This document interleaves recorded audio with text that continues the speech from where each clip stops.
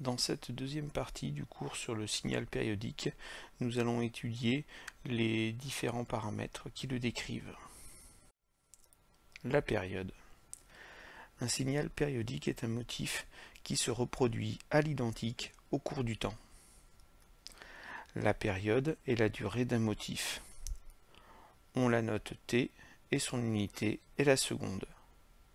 Vous trouverez en exemple la présentation de la période sur 3 exemples de signaux périodiques présents en définition.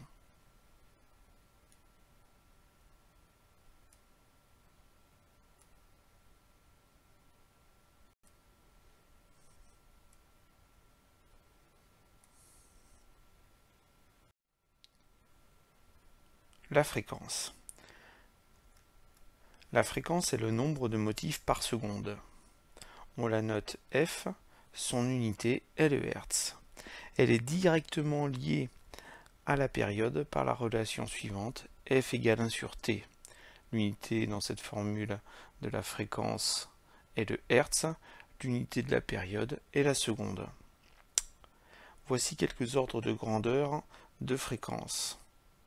La fréquence du réseau électrique domestique est de 50 Hz.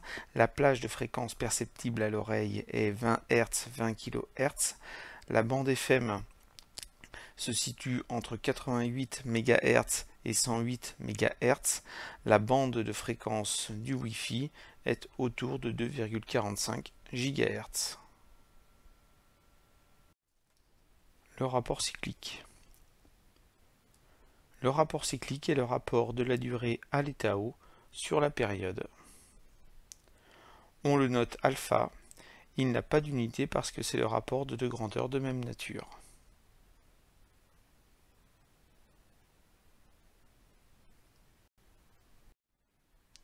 L'amplitude. L'amplitude est la moitié de la valeur crête à crête. On la note S amp. Son unité dépend de celle de S de t. S max est la valeur maximale du signal. S min est la valeur minimum du signal. SCC est l'écart entre S min et S max. SCC est la valeur crête à crête. On la note également SPP pour peak to peak. S amp est la moitié de SCC.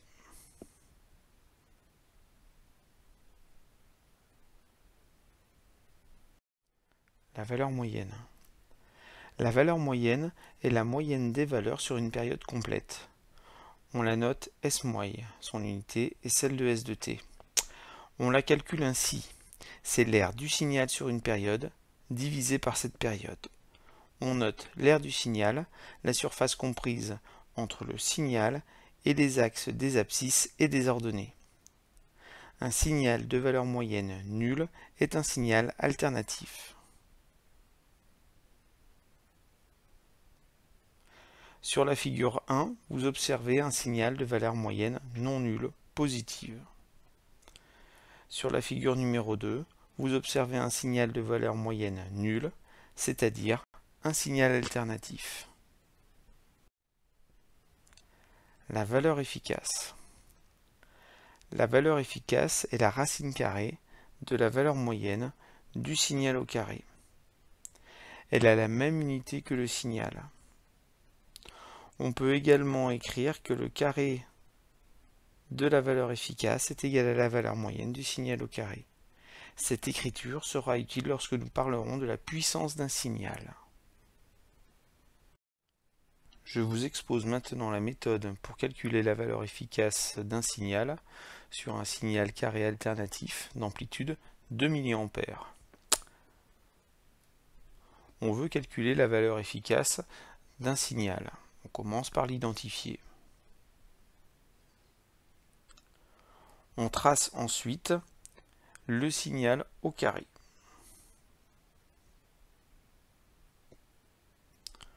On calcule la valeur moyenne de ce signal au carré.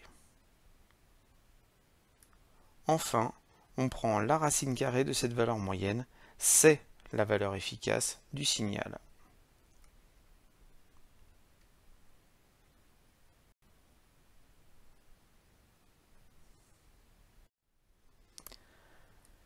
La formule de la valeur efficace dépend de la forme du signal. Ainsi, pour ces trois signaux, les formules sont différentes.